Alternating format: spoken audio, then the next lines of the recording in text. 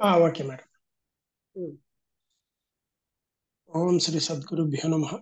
ఈరోజు 2వ తేదీ సెప్టెంబర్ నెల, శనివారం, 2023 సంవత్సరం.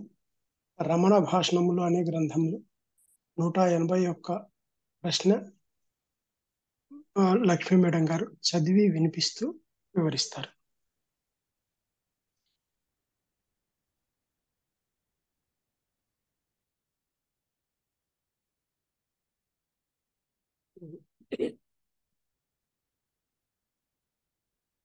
పృచ్ఛకుడు దుర్గత్వాన నివర్తంతే తద్ధామ పరమం మమ. ఆ ధామమేమి? అది శుద్ధ చైతన్యానికి అవ్వలి పరబ్రహ్మ స్థితియేనా అని అడిగారు. ఆ ధామం ఏంటది? అది శుద్ధ చైతన్యానికి అవ్వలి పరబ్రహ్మ స్థితియేనా అని. అంటే అవును. నా నివర్తంతే అంటే అజ్ఞానంచే మరల కప్పబడదు అనేనా? అవును. దాని తాత్పర్యం విశ్వచైతన్య స్థితి. రుచకుడు దాని తాత్పర్యం విశ్వచైతన్య స్థితి మాత్రమే.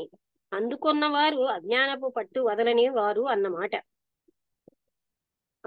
అందుకున్నవారు అజ్ఞానపు పట్టు వదలని వారు అన్నమాట.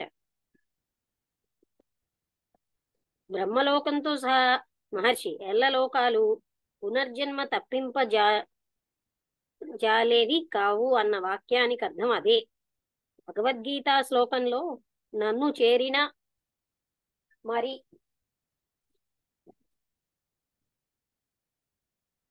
ఒక్కసారి ఇదంతా చిన్న చిన్న కాయ ముక్కలు అయిపోతుంది.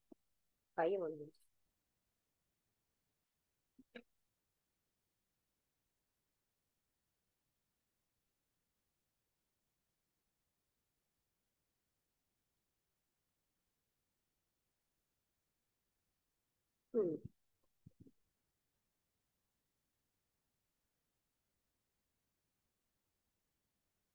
పుట్టు లేదు, ఇతరులందరూ బంధితులే అని ఉంది. మరొకటి గత్వా అంటే పోయి అనే పదం గుర్తించు. గతి ఉన్నదనే కదా. గతి కలదని నమ్మినంత కాలము పునరావృత్తి తిరిగి రాక ఉన్నట్లేనా? గతి పునరాగతి జన్మ సూచిస్తుంది. పుట్టుకంటే అహంకరణ పుట్టుకన్నమాట. అంటే అహంకరణ పుట్టడాన్నే పుట్టుక అంటున్నారు.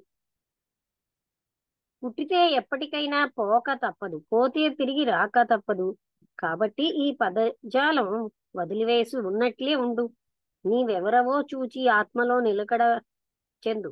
అప్పుడు నీకు ముక్తి. పుట్టువు నుంచి రాకపోక తిరిగి రాకల నుంచి.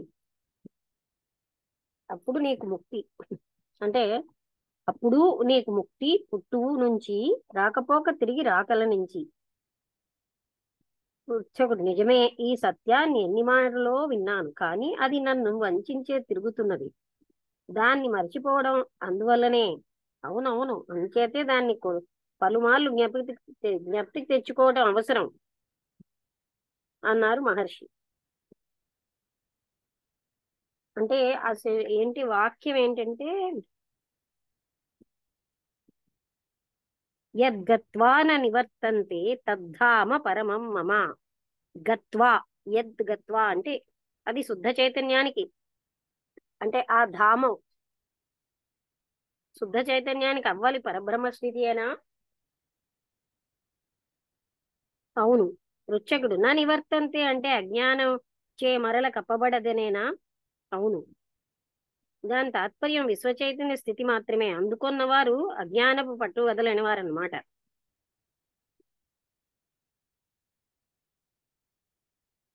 విశ్వచైతన్య స్థితి మాత్రమే. బ్రహ్మలోకంతో సహా ఎల్లలోకాలు పునర్జన్మ జాలేవి కావు అన్న వాక్యానికి అర్థం అదే. భగవద్గీత శ్లోకంలో నన్ను చేరిన మరి చిన్న చిన్న ముక్కలు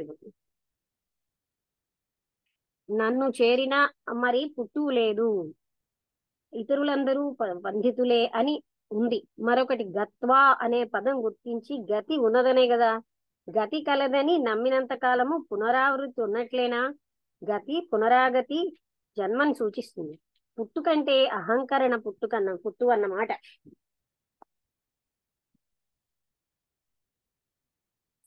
తర్వాత 182. ఆ రోజు గడిచేలోగా ముఖ్యమైన ఫోటో ఒకటి కనబడలేదన్న వార్త వచ్చింది. శ్రీ భగవాన్ వ్యాకులురైనట్లు అనిపించింది. ఇట్టి సందర్భాల్లో భగవాన్ దృష్టి ఎట్టిది అని ఫ్రిడ్మన్ ప్రశ్న. భగవాన్ అన్నారు, నన్ను పోలెండ్ తీసుకుని వెడుతున్నట్లు కలగన్నాననుకో.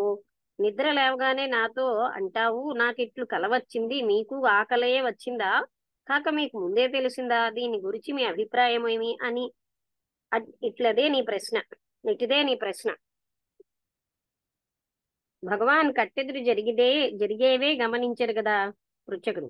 మహర్షి, ఇవన్నీ మనఃప్రవృత్తులు, అట్టివే నీ ప్రశ్నలును. రాముల వారి సీతాన్వేషణలో ఘట్టం వివరించారు శ్రీ భగవాన్. రాముడు పూర్ణ పురుషుడు కదా, సీత కనిపించకపోతే అంత దుఃఖించడం ఏమి అని పార్వతి శివుణ్ణి అడిగింది. అయినా కూడా రాముడు పూర్ణుడే అన్నాడు శివుడు. కావలనంటే సీత రూపుతో నీవు ఆయన వద్దకు పరీక్షించి ఏమవుతుందో చూడు. ఆమె అలాగే చేసింది. రాముడు ఆమె వేషాన్ని లక్ష్య పెట్టకే హా సీత అని విలపిస్తూ పార్వతిని గమనించకుండా తడవులాడుతూనే ఉన్నాడు. అంటే దుఃఖించినా కూడా అతను పూర్ణుడే. బాంబే వారు, ఇది మీకు అర్థమైందా ఈ రెండును?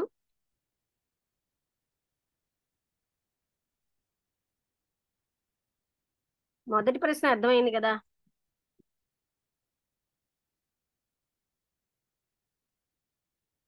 మరొకసారి చదవాలా?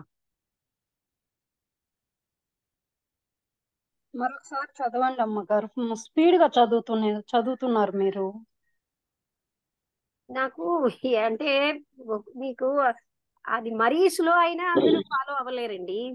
ఆగితే మనసు కదమ్మగారు, ముఖ్యమైన ఫోటో కనిపించలేదని వార్త వచ్చింది అని అది అర్థం చేసుకునే లోపల మీరు ఇంకెక్కడికో అవునులేండి. వెళ్ళిపోయినారు. అలా నేను ఆగి చదివితే అది ఎలా ఉంటుంది చెప్పండి. కొద్దిగా స్లోగా చదవండి అమ్మగారు, ఫాస్ట్ గా అనిపిస్తుంది. అది కాదండి, నేను ఒక్క విషయం చెప్తాను.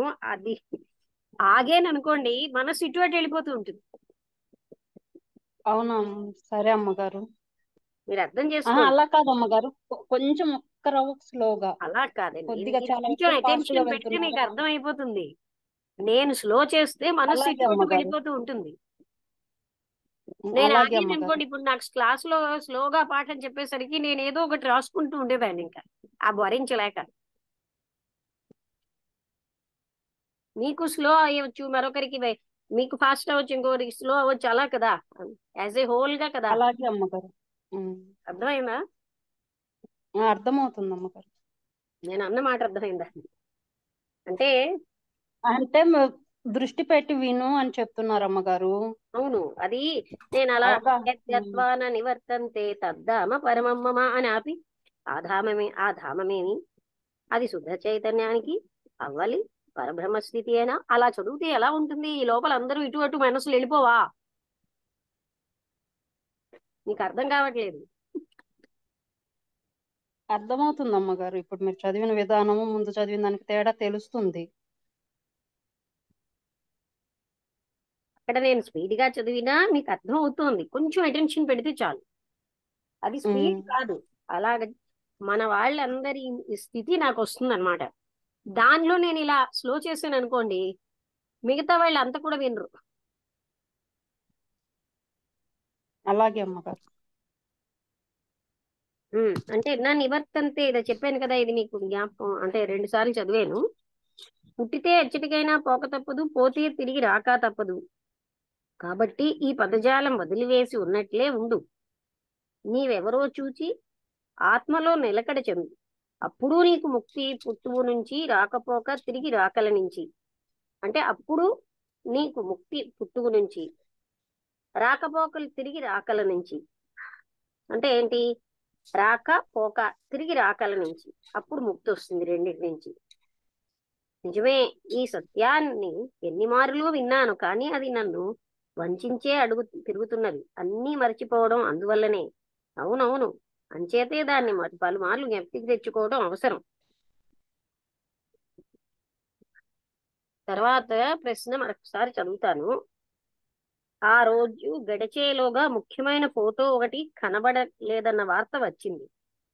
శ్రీ భగవాన్ వ్యాకులైనట్లు అనిపించింది. ఇట్టి సందర్భాలలో భగవాన్ దృష్టి ఎట్టిది అని ఫ్రిడ్మన్ ప్రశ్న. భగవాన్ అన్నారు, నన్ను పోలాండ్ తీసుకుని వెడుతున్నట్టు కలగన్నావనుకో. నిద్ర లేవగానే నాతో అంటావు, నాకిట్లు కల వచ్చింది, మీకు ఆ కలయే వచ్చిందా? కాక మీకు ముందే తెలిసిందా? దీన్ని గురించి మీ అభిప్రాయం ఏమి? అట్టిదే నీ ప్రశ్న. అర్థమైందా ఈ పాయింట్ రామబుద్ధుడు గారు మీకు?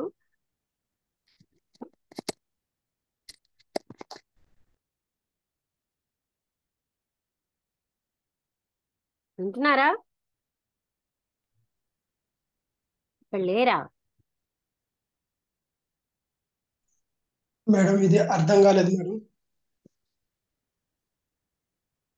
ఆయన అంటున్నారు, మీరు ఆ జవాబు ఏదో ఫోటో కనబడలేదంటే వ్యాకులైనట్లు కనిపించింది.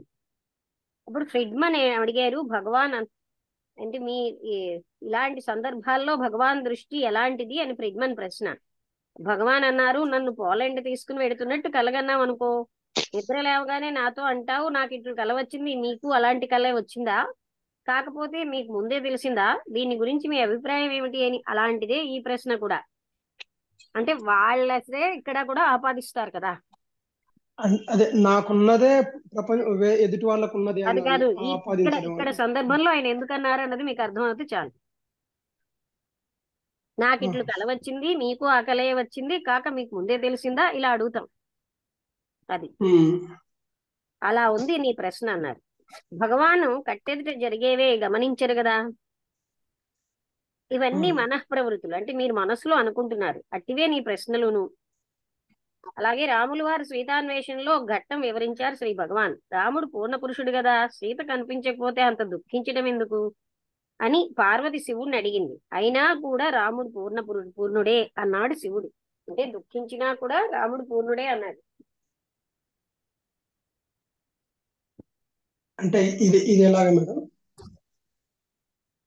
ఆయన పూర్ణ పురుషుడే. ఇప్పుడు బాబా గారు, సిద్ధి బాబా గారు దాంట్లో కూడా ఇంకో వాళ్ళది వీళ్ళకి అలాగా, అంటే ఆ దుఃఖించారు మానవులు వీళ్ళలాగా అలా ఉండదు అక్కడ దుఃఖం. అయ్యో సీత కనబడలేదే అనేది అని మనం ఆపాదిస్తాం. అదంతా కూడా ఆయనకి అన్ని తెలిసినా, ఇప్పుడు చూడండి, మా ఇంటికి వచ్చిన వాళ్ళు ఏడుస్తుంటే నాకు ఏడుపు వచ్చేస్తుంది. అర్థమైందా? వెళ్ళిపోతుంటాయి. అవును మేడం. అది ఏంటంటే అలాగా పాస్ ఆన్ అయిపోతాయి అన్నమాట. అలాగే ఇక్కడ కూడా ఎన్నో కారణాలు ఉంటాయి దానికి. అంటే మనం అనుకున్న వియోగ దుఃఖమే కాదు, అయినా పూర్ణుడే అయితే. అంటే ఓకే. అదే అంటే సన్నివేశం బట్టి అప్పటికప్పుడు స్పందన ఉంటుంది అన్నట్ట. అది మనం అర్థం చేసుకోవాలంటే మనం ఆపాదించేస్తాం మన భావాలన్నీ వాళ్ళకి. అవును మేడం. అంటే అప్పుడు కావాలంటే నువ్వు వెళ్ళు పరీక్షించాలంటే అని పార్వతి వెళ్తుంది. అప్పుడు ఎలాగా సీతాదేవి వేషం వేసుకుని, రాముడేమో అది లక్ష్య పెట్టకుండా హా సీత హా సీత అని విలపిస్తూ పార్వతిని గమనించకుండా తడవులాడుతూనే ఉన్నాడు. అంటే ఆవిడ ఎంత పర్ఫెక్ట్ గా సీత వేషం వేసుకున్నా ఆయనకు అర్థం అయిపోయింది ఆవిడ సీత కాదని.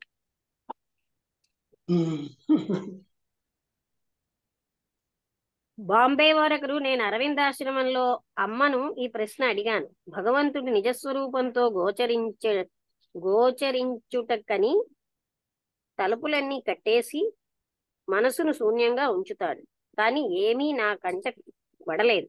ఆమె బదులిచ్చింది, నీ యత్నం సరి అయినదే. శక్తి ఊర్ధ్వం నుంచి క్రిందికి తరలి వస్తుంది, అది నీకే అనుభవం అవుతుందని. ఇటుపై నేనేం చేయవలనో దయచేసి తెలుపవలసింది.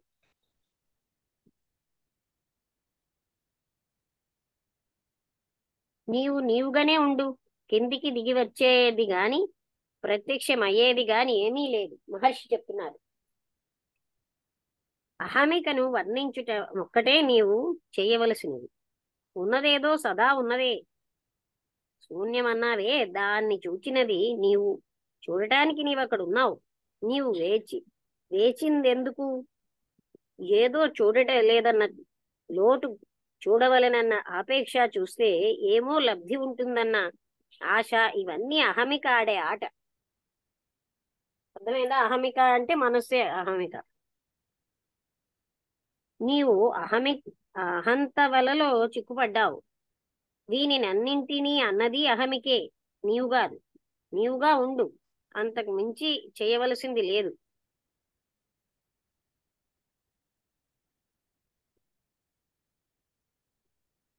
ఇక్కడ అర్థమైంది కదా? అక్కడ మీద నుంచి కిందకు వస్తుందని అమ్మ, అదే మదర్ అన్నట్ట.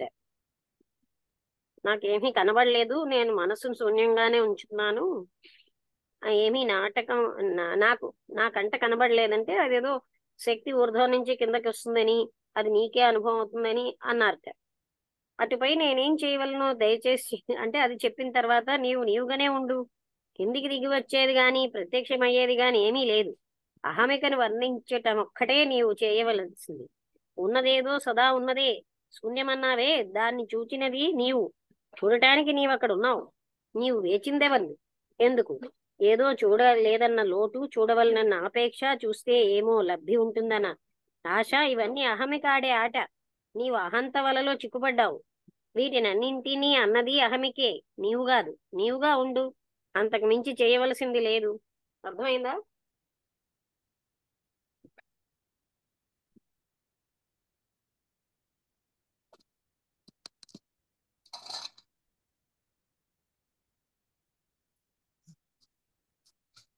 నమస్తే మేడం.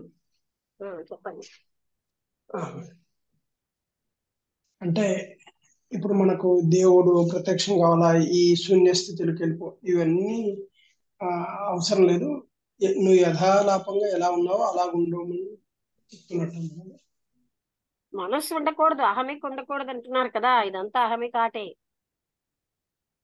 నేను చూసాను, అలా వచ్చింది, ఇవన్నీ చెప్పడానికి చూడడానికి అక్కడ మనస్సు ఉంది కదా. అవును మేడం. అంటే ఇది ఊహాత్మకంగా జరిగేట్టే కానీ నిజంగా కాదు. అంతే ఊరికే అంతే ఏంటండి? మనం అనుకున్నట్టుగా అంతే. అంటే ఇది మనస్సులో ఊహనే తప్ప ఇవన్నీ మనసు అవును. అలాగా.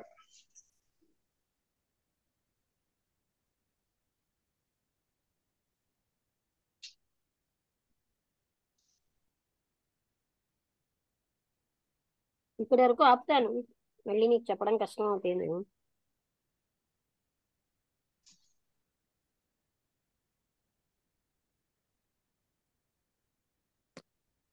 చూడ్డానికి ఒకడు ఉండాలి కదా అన్నారు కదా.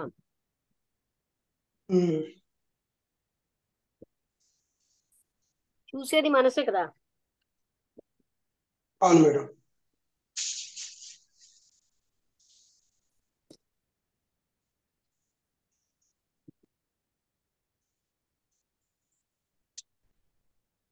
చెప్తారా? వాళ్ళు వసంతులకు రాదనుకుంటాను.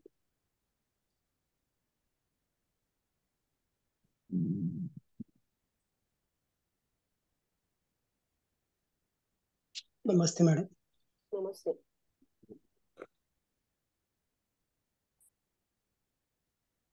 అదే మేడం, అంటే ఫస్ట్ అదే బ్రహ్మలోకం దాని గురించి అంటే మనం ఊహించుకోవడమే ఇది అనేది చెప్పినట్టు ఇదవుతుంది మేడం.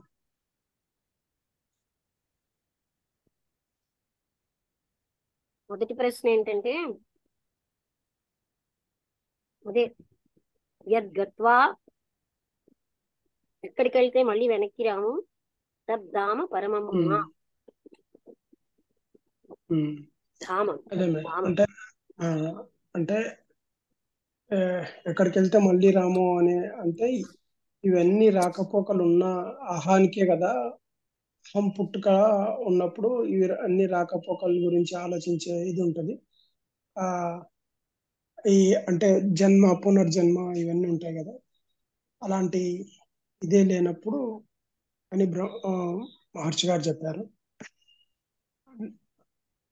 అంటే ఎందుకు ఇవి అంటే అహం నా పుట్టు అహం. నివర్తంతే అంటే అజ్ఞానంచే మరల కప్పబడదు అనేనా అని అడిగారు. అంటే అవును అన్నాడు. శుద్ధ చైతన్యానికి అవ్వాలి పరబ్రహ్మ స్థితి అయినా ఉమ్. అవునన్నారు.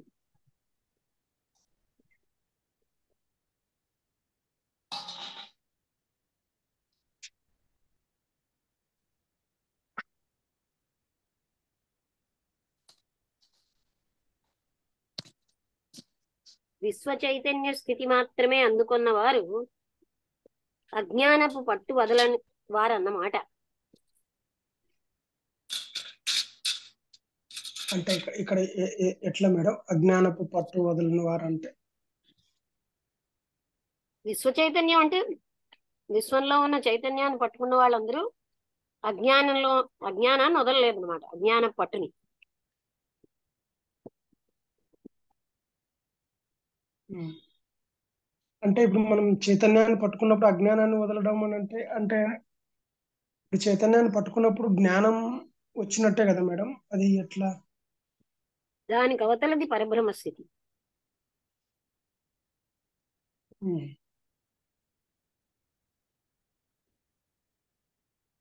ఆ ధామమేమి శుద్ధ చైతన్యానికి అవ్వలి పరబ్రహ్మ స్థితి అయినా అన్నారు. ఉమ్.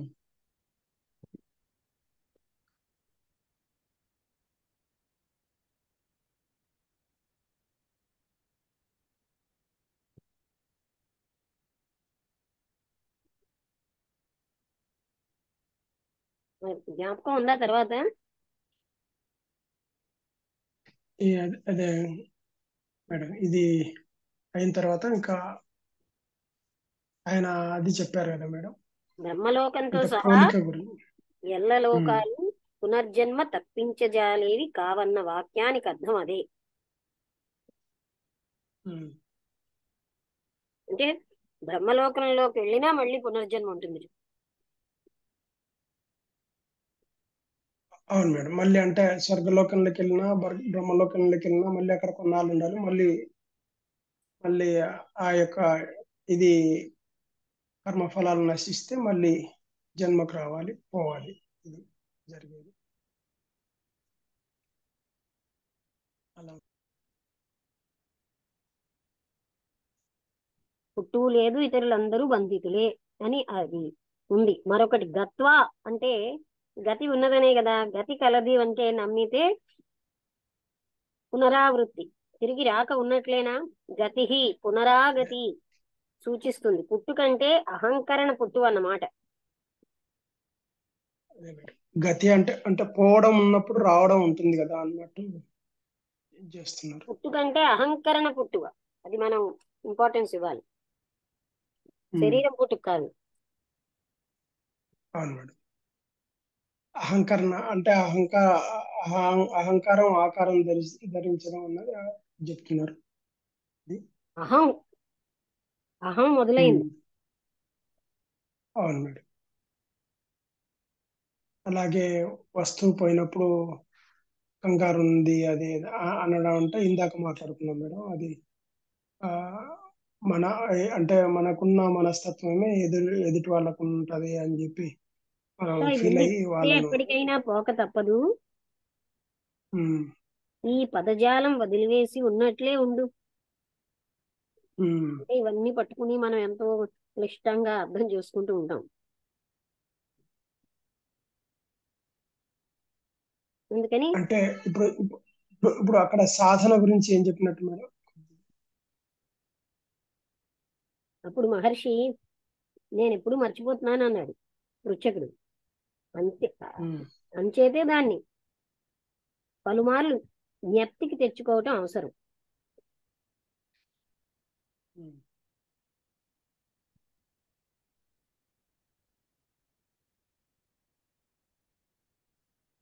అంటే నువ్వు ఉన్నట్లే ఉండు.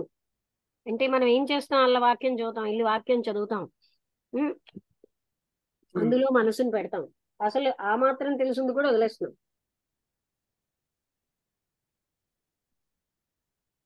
ఇప్పుడు ఉన్నట్లే ఉండు అంటే అంటే సాధన బీయింగ్ అండి, అది బీయింగ్ స్టేట్. ఉమ్. దాన్ని అలా ఉన్నట్లే ఉండంటే మీ బాడీ నేను అన్న భావం కాదు అక్కడ కదా, మనస్సు నేను ఉమ్. బాడీ నేను అన్నది కాదు కదా. ఉమ్. ఆయన ఆ స్థితిలోనే ఉన్నాడు గనుక అలాగే ఉండు అన్నారు. ఆయన మాటలన్నీ జ్ఞానంగా లేవా? ఉమ్, అవును.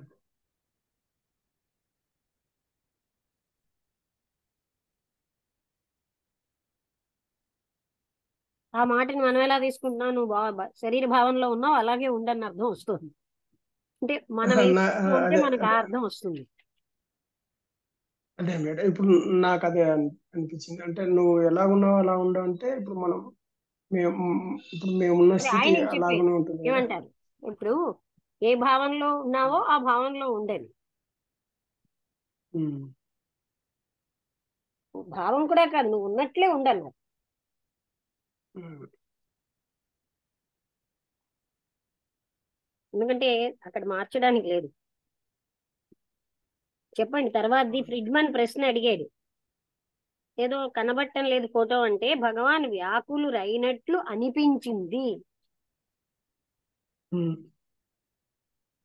వెంటనే మనం ఎలా తీసుకుంటాం? భగవాన్ వ్యాకులు అయ్యేరు. అందుకే word is not the thing. పదం సమస్తం కాదంటారు కృష్ణమూర్తి గారు.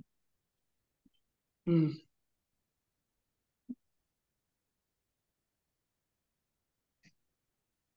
మీకు అదే అర్థం మేడం, అంటే కావట్లేదు కదా? ఇప్పుడు అదే అంటే అర్థమైంది మేడం. అంటే ఇప్పుడు ఉన్న అంటే ఆ, వ్యాకులు చెందినట్టు అయింది అని అంటే, ఇప్పుడు మన స్థితిని ఆయన కాదు మీద కాదు, అది అక్కడ అలా ఆరోపించడం. వినండి. తర్వాత భగవాన్ అన్నారు, నన్ను పోలాండ్ తీసుకుని వెడుతున్నట్టు కలగన్నావు అనుకో. నిద్ర లేవగానే నాతో అంటావు నాకట్లు కల వచ్చింది, మీకు ఆ కలయే వచ్చిందా? కాక మీకు ముందే తెలిసిందా? దీని గురించి మీ అభిప్రాయం ఏమి? ఇట్టిదే నీ ప్రశ్న. అక్కడి నుంచి మీరు మీరు అర్థం చేసుకోండి.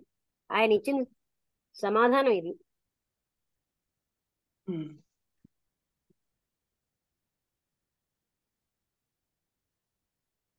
నన్ను పోలాండ్ తీసుకువెడుతున్నట్టు కలగన్నావు అనుకో.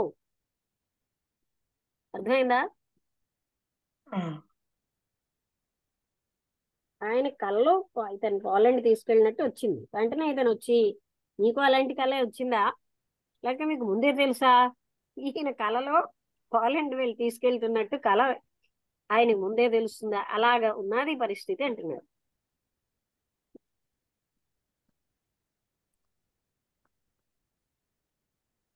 అంటే దీని పోలిక ఎలాగ మేడం ఇప్పుడు నాకు అందుకే నేను ఇందాక అదే చెప్పాను. అంటే చూసుకోండి, మీరే మీరే చూడండి. మీకే ఎక్కువ, నాకంటే ఊహలు ఎక్కువ కదా. అంటే ఆయనకి ఇక్కడ భగవాన్ని పోలాండ్కి తీసుకెళ్ళినట్టు కళ వచ్చింది. మన్నాడు వచ్చి, మీకు ఇలాంటి కళ వచ్చిందా? ఎందుకు రావాలండి? ఇప్పుడు మీ ఫ్రెండ్కి కళ వస్తే మీకు వస్తుందా? ఉమ్, రాదు మేడం. అంటే ఎవరి ఇది వాళ్ళకు ఉంటుంది కదా, ఉమ్. సపరేట్ గా. లేదా మీకు ముందే తెలుసా అని అడుగుతున్నట్టు అలా ఉంది ఇది అంటున్నారు. ఉమ్, అర్థమైందా ఇక్కడ? నేను ఎక్స్ప్లెయిన్ చేశాను అనుకోండి, నా వేలో అయిపోయింది. మీకు అది చదివేకి ఎలా అనిపించింది?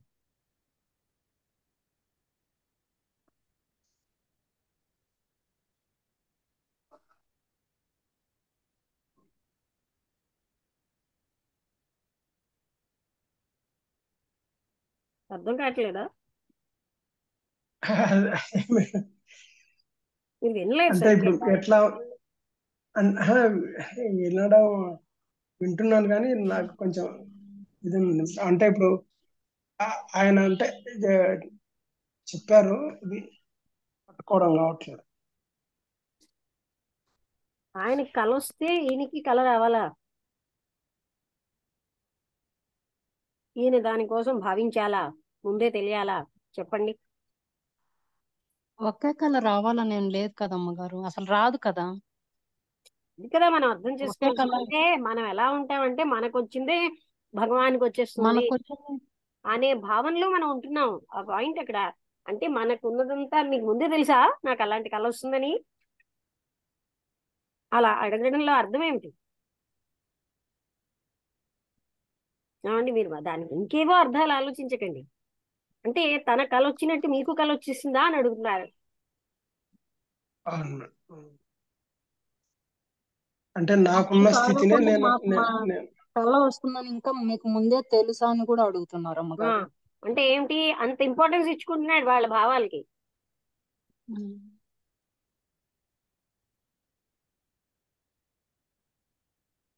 మనం ఏం ఫీల్ అవుతే అక్కడ అవే ఫీల్ అయ్యారని. ఉమ్. అంటే అంటే భగవాన్ కూడా మన స్థాయికి దిగజార్చి మాట్లాడడం అన్నట్టు. అలా అందుకనే నేను ఆ దిగజార్చి అవన్నీ కాదు, అట్రిబ్యూట్ చేయడం అన్నది మనకు అలవాటు అనమాట. ఇక్కడ మనం ఆలోచించాల్సింది ఏంటంటే నాకు వచ్చింది గనక అది అది ఇంతే సత్యం అనమాట అని మనం ఉమ్. ఫీల్ అయిపోతాం. నాకు అనిపించింది కనుక అది ట్రూత్. అర్థమైందా? అంతేగాని నాకు అనిపించినవన్నీ సత్యాలే అట్లా మనం అనుకుంటే అనము. ఇంకా ఆ, అన్ని ఏది ట్రూత్ కాదు కదా మేడం. అనిపించడం అనేది మీరు అది ఏది. కాదండి, మీరు ఎక్కడెక్కడో వెళ్ళిపోతారు, మళ్ళీ డెరివేటివ్ మీనింగ్లు తీస్తున్నారు. ఏది ట్రూతా కాదా కాదు, మీకు ఒక భావన వస్తే ఆ భావన ఇంకోళ్ళకి కూడా వచ్చిందని టేక్ ఇట్ గ్రాంటెడ్ గా తీసుకుంటారు కదా.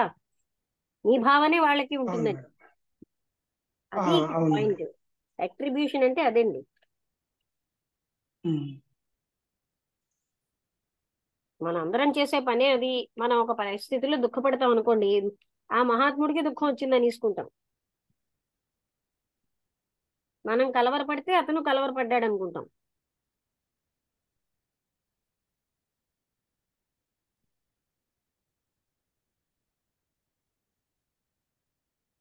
మనం అంత అంటే మనకి తెలియకుండా మనం చాలా దోషాలు తప్పులు చేస్తాం. అంటే మనకున్నదే మనం ప్రపంచంలో అందరిలో చూస్తాం. అది అవును మేడం.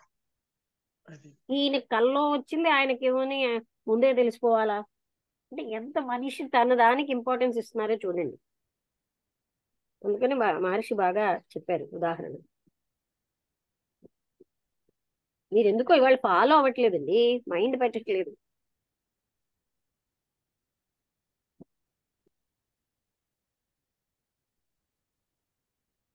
ఉమ్.